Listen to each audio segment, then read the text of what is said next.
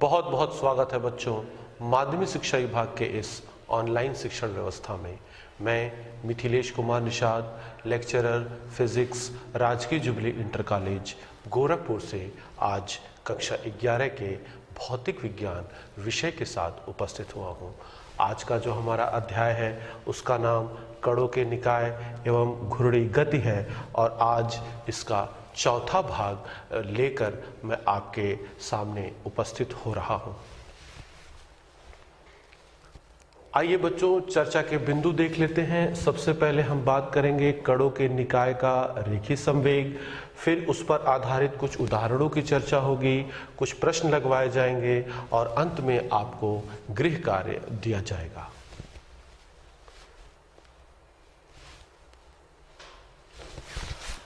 आज का सबसे पहला कॉन्सेप्ट शुरू करते हैं कणों के निकाय का रेखीय संवेग। बच्चों हम शुरुआत करते हैं एक कण के रेखीय संवेग से। मान लीजिए कि हमारे पास एक कण है जिसका द्रव्यमान m है और यह कण v वेग से गतिमान है। बच्चों आपको पिछले चैप्टर्स में यह बताया जा चुका है कि ऐसे कण के लिए जो संवेग होता है वो vector p is equal to m into v होता है। बच्चों आपको एक कण के लिए न्यूटन के गति विषयक द्वितीय नियम की भी चर्चा आपसे पिछले अध्यायों में की जा चुकी है और वह इस प्रकार था d vector p by dt is equal to f vector f। बच्चों ये जो f है वेक्टर f है वो उस कण पर लगने वाला परिणामी बल है। इस प्रकार से यह जो आप देख रहे हैं, यह जो सूत्र देख रहे हैं, ये मात्र एक कण के लिए, परंतु आज हम एक ऐसे निकाय की कल्पना करेंगे जो n कणों से मिलकर के बना होगा। आइए उसकी कल्पना करते हैं और उसका विवरण देखें। मान लीजिए जो निकाय के कण हैं उनके द्रव्यमान हैं m1, m2, m3 and so on up to mn। चूंकि ये n कणों से बना निकाय है, मान लीजिए जो पहला कण है उसका वेग है वेक्टर v1, दूसरे कण का वेग है वेक्टर v2, तीसरे कण का वेग है वेक्टर v3 और इस प्रकार से nवें कण का वेग है वेक्टर vn। बच्चों इस प्रकार से आप सहज रूप से कह सकते हैं कि पहले कण का जो संवेग होगा वो वेक्टर p1 होगा, दूसरे कण का संवेग वेक्टर p2 होगा, तीसरे कण का संवेग वेक्टर p3 होगा एंड सो ऑन nवें कण का संवेग वेक्टर pn होगा। अब आप अगर इस निकाय का कुल संवेग ज्ञात करना चाहते हैं तो देखिए हम क्या कर सकते हैं। निकाय का कुल संवेग ज्ञात करने के लिए इनके कणों के संवेगों का हम सदिश रूप से उन्हें हम जोड़ देंगे। इस प्रकार से आपको प्राप्त होगा vector p1 plus vector p2 plus vector p3 plus and so on up to vector pn। आइए इनकी वैल्यूज को रखते हैं। वेक्टर p1 की वैल्यू होगी m1 into v1, vector p2 की वैल्यू होगी m2 into vector v2, p3 की वैल्यू होगी m3 into vector v3 plus and so on mn vector vn vector p। इसे आइए हम इक्वेशन नंबर 1 मान लें।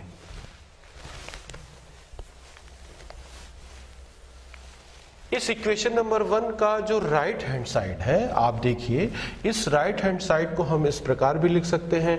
पिछले लेक्चर में हमने n कणों से बने निकाय के द्रव्यमान केंद्र के वेग के सूत्र की स्थापना की थी। उसमें आप देखिए तो द्रव्यमान केंद्र का वेग है v is equal to m1 vector v1 plus m2 vector v2 plus m3 vector v3 plus and so on mn vector vn upon m1 plus m2 plus m3 plus and so on up to mn। ये द्रव्यमान केंद्र का वेग का सूत्र था। आइए अब इसे और थोड़ा सिंप्लीफाई करते हैं। ये हो जाएगा m1 v1 plus m2 vector v2 plus m3 vector v3 plus and so on mn vector vn upon, हम यदि निकाय के सभी कणों के द्रव्यमानों को हम योग कर दें तो यह निकाय का कुल द्रव्यमान हमें प्राप्त हो जाएगा। इस प्रकार से आपको द्रव्यमान केंद्र का वेग प्राप्त हो गया। अभी इस वेग के सूत्र को हम इस प्रकार लिख सकते हैं, m into vector v is equal to m1 v1 plus m2 vector v2 plus m3 vector v3 plus and so on mn vector vn। इसे आइए हम इक्वेशन नंबर 2 मान लें। अब जरा इक्वेशन नंबर 1 और इक्वेशन नंबर 2 की तुलना करिए तो आप पाते हैं कि इन दोनों इक्वेशंस के राइट हैंड साइड बिल्कुल सेम है, तो इस प्रकार से इनके लेफ्ट हैंड साइड भी इक्वल होंगे। तो समीकरण नंबर 1 और 2 से तुलना करने के पश्चात हमें प्राप्त हो रहा है vector capital P is equal to m into vector v। बच्चों, इस सूत्र को आप समीकरण नंबर 3 मान लीजिए। आइए इसको समझें। बच्चों, n कणों से बने निकाय का जो कुल संवेग होगा वो उस निकाय के द्रव्यमान m और उस निकाय के द्रव्यमान केंद्र के वेग वेक्टर v के गुणनफल के बराबर होगा। अब आइए इसको हम समय के सापेक्ष इसका अवकलन करें। t के सापेक्ष अवकलन करने पर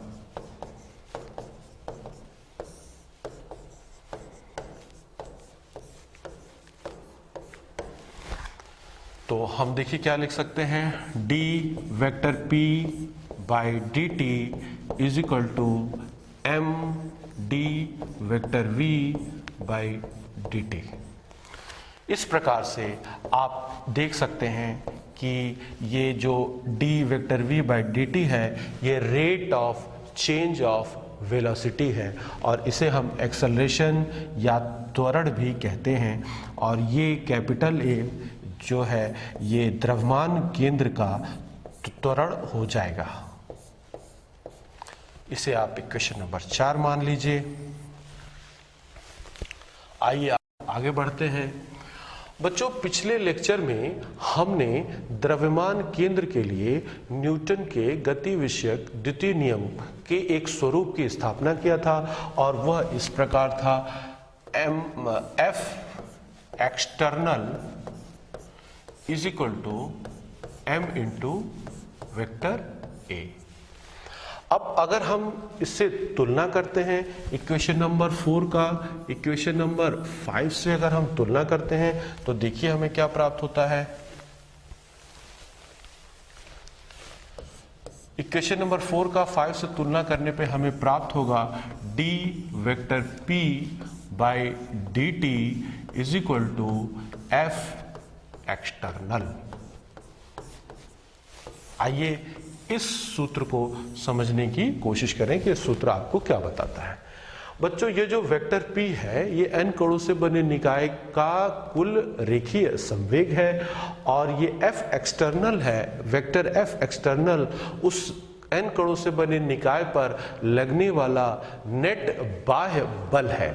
बच्चों, इसका मतलब ये हुआ कि यह जो सूत्र आप देख रहे हैं यह n कणों से बने निकाय के लिए न्यूटन के गति विषयक दूसरे नियम का एक स्वरूप है। अब इस सूत्र की जरा विवेचना भी कर लिया जाए। यदि किसी निकाय पर परिणामी बाह्य बल न लग रहा हो उस स्थिति में क्या होगा। यदि बाह्य बल न लग रहा हो तो आप F external vector F external को 0 ले लेंगे। इस स्थिति में देखिए क्या होगा, D vector P by D T is equal to 0 हो जाएगा। और आप सहज रूप से कह सकते हैं इस इक्वेशन को देख करके कि वेक्टर p की वैल्यू कांस्टेंट हो जाएगी। तो इसे अगर हम स्टेटमेंट के रूप में बोलना चाहें तो हमें इस प्रकार भी कह सकते हैं कि यदि n कणों से बने निकाय पर परिणामी बाह्य बल 0 हो तो उस निकाय का कुल रेखीय संवेग सदैव नियत रहता है। बच्चों, संवेग के नियत रहने का अर्थ क्या है, इसको आइए समझते हैं। बच्चों, संवेग को हमने अभी अभी आपने देखा m इंटू वेक्टर v से व्यक्त किया और यह भी कांस्टेंट है। तो ये इक्वेशन हमें सजेस्ट करता है कि द्रव्यमान केंद्र का वेग भी कांस्टेंट ही होगा। तो आइए इसी बात को हम दूसरे तरीके से भी कहें कि यदि n कणों से बने निकाय पर कोई परिणामी बाह्य बल न लग रहा हो तो उस निकाय का द्रव्यमान केंद्र एक समान वेग से सरल रेखा में ही गति करेगा। यह जो अब मैंने अभी स्टेटमेंट बोला, इसी को n कणों से बने निकाय के लिए रेखीय संवेग संरक्षण का सिद्धांत भी कहते हैं।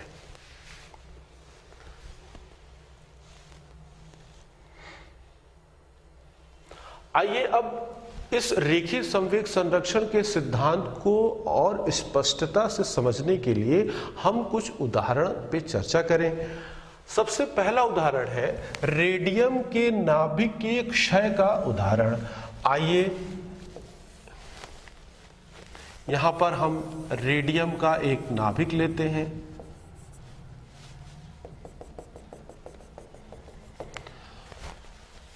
बच्चों, मान लीजिए कि इस नाभिक में किसी कारणवश आंतरिक बलों के कारण एक विखंडन होता है और विखंडन के पश्चात दो कण निकलते हैं और पहला कण है अल्फा कण और दूसरा है रेडॉन। तो ये हो गया आपका रेडियम। यहां से जो अल्फा कण निकलेगा वो मान लीजिए इस दिशा में निकल रहा है और जो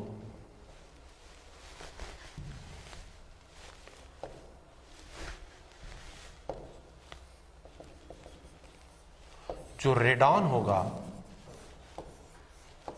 वो इस दिशा में विखंडित होगा। तो आपने देखा कि रेडियम का नाभिक गतिमान था और उसमें आंतरिक बलों के कारण विखंडन होता है। विखंडन से दो कण उत्पन्न होते हैं जो भिन्न भिन्न दिशाओं में गति करते हैं। तो हमने देखा कि इस नाभिक पर कोई भी बाह्य बल नहीं लग रहा है। तो बाह्य बल न लगने के कारण अभी अभी आपने देखा कि इस निकाय का रेखीय संवेग संरक्षित रहेगा। तो रेखीय संवेग संरक्षित रखने का एक और अर्थ है कि इस निकाय का जो द्रव्यमान केंद्र है वह एक समान वेग से सरल रेखा में गतिमान रहेगा। तो ये जो रेडियम नाभिक का जो द्रव्यमान केंद्र है ये ठीक वैसे ही गतिमान रहेगा जैसा ये विखंडन के पूर्व गतिमान था। इसका जो सेंटर ऑफ मास है ये बिल्कुल ऐसे ही गति करेगा जैसा कि विखंडन के पहले वो गति कर रहा था। बच्चों, इसी उदाहरण को हम एक दूसरे फ्रेम ऑफ रेफरेंस से भी देख सकते हैं। अगर कल्पना कीजिए कि हम अपना फ्रेम ऑफ रेफरेंस इस रेडियम नाभिक से ही अटैच कर दें तो क्या होगा। इस स्थिति में रेडियम नाभिक जो कि अभी गतिमान था वह विरामावस्था में आ जाएगा। इसका मतलब ये हुआ कि जो हमारा निकाय का द्रव्यमान केंद्र है उसका वेग 0 हो जाएगा। आइए देखते हैं। ये रेडियम नाभिक है और इसमें विखंडन होता है। विखंडन के पश्चात अल्फा कण निकलता है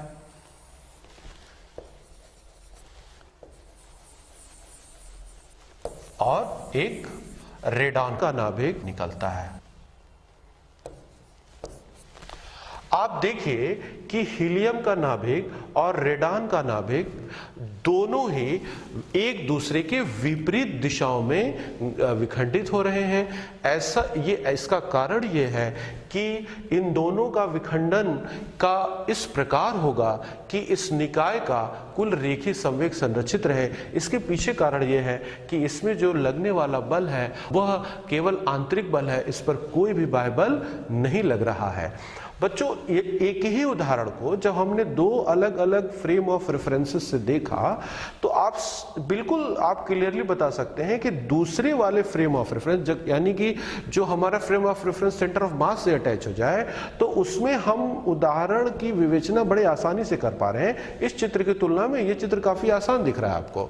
तो इससे हम एक निष्कर्ष पर भी पहुंचते हैं। निष्कर्ष ये है कि यदि हम अपना फ्रेम ऑफ रेफरेंस जो है सेंटर ऑफ मास से ही अटैच कर दें तो ये हमारे लिए गति की विवेचना बहुत ही आसान हो जाती है।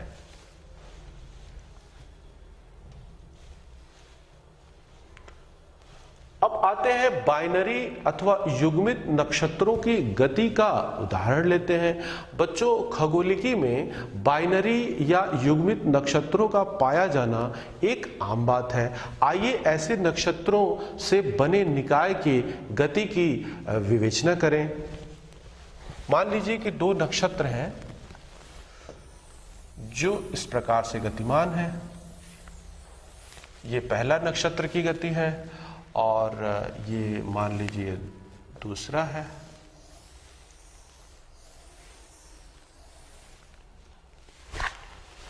यहां पर जो पहला नक्षत्र है वो मान लीजिए S1 है और यहां दूसरा नक्षत्र है ये S2 है। चूंकि मान लीजिए यदि इस नक्षत्रों से बने निकाय पर परिणामी बाह्य बल शून्य हो तो इन दोनों नक्षत्रों से बने निकाय का जो द्रव्यमान केंद्र होगा वह एक सरल रेखा में ही गतिमान होगा। ये इसका सेंटर ऑफ मास है। इसकी चर्चा हमने आपको पहले ही कर लिया। लेकिन अगर इसी एग्जाम्पल को हम आसानी से अगर और समझना चाहते हैं तो हम अपना जो फ्रेम ऑफ रेफरेंस है वो इस दो नक्षत्रों से बने निकाय के द्रव्यमान केंद्र से अटैच कर देते हैं। तो देखिए क्या होता है, ये आपका द्रव्यमान केंद्र हो गया और ये दो नक्षत्र हो गए, ये S1 हो गया और ये S2 हो गया। आप देखिए कि अब फ्रेम ऑफ रेफरेंस को बदल देने से ही ये जो दोनों नक्षत्र हैं यह द्रव्यमान केंद्र के परितः एक वृत्ताकार पथ में गतिमान हो जाते हैं और इस प्रकार से गति करते हैं ताकि इस निकाय का कुल रेखीय संवेग संरक्षित रहे। एक बार फिर आप उस निष्कर्ष को समझिए कि यदि हम अपना frame of reference centre of mass से अटैच कर देते हैं तो हमारे लिए इस प्रकार से बाइनरी सिस्टम्स की जो विवेचना है, गति की विवेचना है, वो अपेक्षाकृत आसान हो जाती है।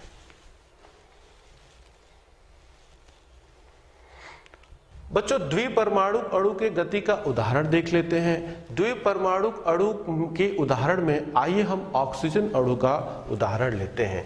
ऑक्सीजन अणु में ये एक ऑक्सीजन परमाणु है, ये दूसरा ऑक्सीजन परमाणु है। इनके बीच में रासायनिक बंध है जो कि आंतरिक बल उत्पन्न कर रहा है। इन आंतरिक बलों के कारण इनमें कई प्रकार की गतियां हो सकती हैं, जैसे घूर्णी, कांपनिक इत्यादि। परंतु इनके बावजूद इस निकाय का जो द्रव्यमान केंद्र होगा वह एक सीधी सरल रेखा में ही गतिमान होगा, क्योंकि इस पर कोई भी बाह्य बल नहीं लग रहा है।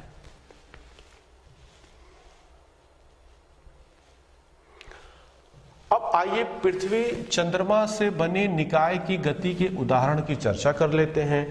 बच्चों, हम सभी जानते हैं कि चंद्रमा हमारे पृथ्वी के चारों तरफ लगभग वृत्ताकार कक्षा में चक्कर लगाता है और चंद्रमा और पृथ्वी से बना निकाय हमारे सूर्य के चारों तरफ दीर्घ वृत्ताकार कक्षा में चक्कर लगाता है।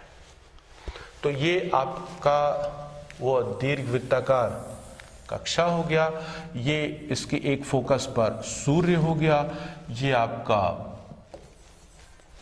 पृथ्वी है ये पृथ्वी है और पृथ्वी के चारों तरफ लगभग वृत्ताकार कक्षा में चक्कर लगाता चंद्रमा है। बच्चों, ये जो चंद्रमा और पृथ्वी से बना निकाय है, इसका जो द्रव्यमान केंद्र होगा वो इन दोनों को मिलाने वाली रेखा पर ही कहीं स्थित होगा। चूंकि पृथ्वी का द्रव्यमान चंद्रमा के द्रव्यमान की तुलना में 81 गुना होता है, इसलिए इसका जो द्रव्यमान केंद्र होगा और वह पृथ्वी के सतह के बहुत ही निकट होगा। इस प्रकार से सारांश रूप में हम कह सकते हैं कि यह पृथ्वी नहीं बल्कि पृथ्वी और चंद्रमा से बने निकाय का द्रव्यमान केंद्र सूर्य के परितः दीर्घवृत्ताकार कक्षा में चक्कर लगाता है और पृथ्वी और चंद्रमा दोनों ही इस द्रव्यमान केंद्र के सापेक्ष गतिमान रहते हैं। आइए बीटा क्षय के उदाहरण को समझते हैं। बच्चों, जब कोई अनस्टेबल नाभिक अपने नाभिक से इलेक्ट्रॉन का उत्सर्जन करता है, साथ ही साथ एक और कण एंटी न्यूट्रिनो का उत्सर्जन होता है और एक और रेसिडुअल न्यूक्लियस या अवशिष्ट नाभिक की उत्पत्ति होती है, तो इस प्रकार का जो प्रोसेस है इसे हम बीटा क्षय कहते हैं। आइए इसे हम समझते हैं। ये कोई नाभिक है, ये मान लीजिए कि किसी वेग से गतिमान है। इसमें आंतरिक बलों के कारण, आंतरिक बल जैसे आपका इसका क्षीण नाभिकीय बल है, उसके कारण इसमें से होकर इलेक्ट्रॉन का उत्सर्जन होता है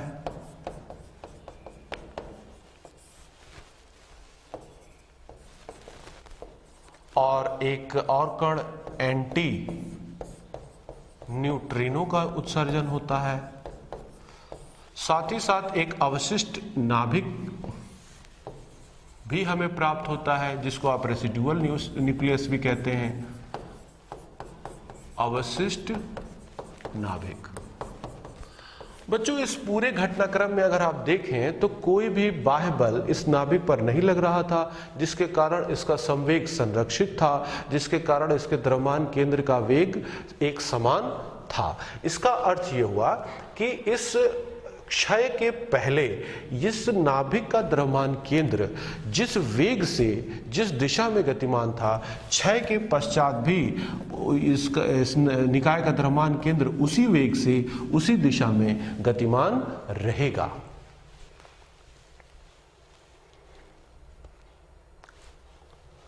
आइए अब एक क्वेश्चन सॉल्व करते हैं। 25 किलोग्राम द्रव्यमान का एक बालक 10 किलोग्राम द्रव्यमान के एक तख्ते पर खड़ा है।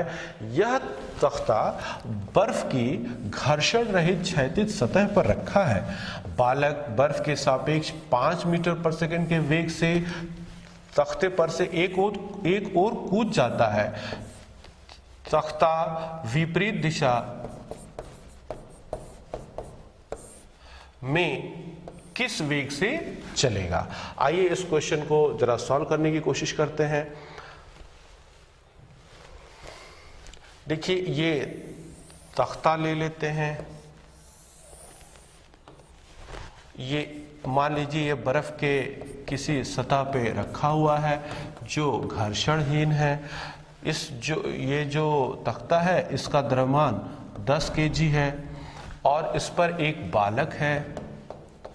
ये बालक मान लीजिए जैसा कि प्रश्न में दिया हुआ है, इसका द्रव्यमान 25 kg है। ये बालक तख्ते पर से एक और 5 मीटर पर सेकंड के वेग से कूद जाता है। अब इस सवाल को करने से पहले आइए हम ये सोचें कि बालक और तख्ते को हम एक निकाय मान लें और चूंकि इस पर कोई भी क्षैतिज दिशा में बाह्य बल नहीं लग रहा है, जिसके कारण इस निकाय का रेखीय संवेग संरक्षित रहेगा। तो यदि बालक फॉरवर्ड डायरेक्शन में कूदता है तो ये तख्ता बैकवर्ड डायरेक्शन में गतिमान होगा। मान लीजिए ये v वेग से गतिमान होगा। चूंकि कूदने से पहले इस निकाय का रेखीय संवेग 0 था, तो हम रेखीय संवेग 0 ले लेते हैं। बालक का संवेग ले लेते हैं 25 × 5। और फिर तख्ते का संवेग ले लेते हैं 10 गुणे v। अगर आप ध्यान दें तो बालक के गति के कारण उत्पन्न होने वाला संवेग फॉरवर्ड डायरेक्शन में है, जबकि तख्ते के कारण उत्पन्न होने वाला संवेग बैकवर्ड डायरेक्शन में, इसलिए हमने इसको निगेटिव ले लिया। यदि हम इसे सॉल्व करें बच्चों तो आप पाएंगे v का वैल्यू होगा 12 की जो वैल्यू होगी वो होगा 12.5 मीटर पर सेकेंड। इस तरह से आपने देखा कि हमने यहाँ पर संवेग संरक्षण के नियम को अप्लाई किया, क्योंकि इस निकाय पर, बालक और तख्ते से बने निकाय पर क्षैतिज दिशा में कोई भी बाह्य बल नहीं लग रहा था। अब आते हैं अभ्यास प्रश्न पे। M1 तथा M2 द्रव्यमान वाले दो कणों के निकाय पर विचार करें। यदि पहले कण को दूसरे कण से d दूरी खिसका दिया जाता है तो दूसरे कण को पहले कण की ओर कितनी दूरी से खिसकाना पड़ेगा ताकि इस निकाय का द्रव्यमान केंद्र न बदले। बच्चों, मुझे पूरा विश्वास है कि द्रव्यमान केंद्र पर आधारित इस क्वेश्चन को आप सफलतापूर्वक हल कर लेंगे। बच्चों, ये जो आज का लेक्चर था ये द्रव्यमान केंद्र पर आखिरी लेक्चर था। मुझे पूरा विश्वास है कि आप इन लेक्चर से अवश्य ही लाभान्वित हुए होंगे। बहुत बहुत धन्यवाद।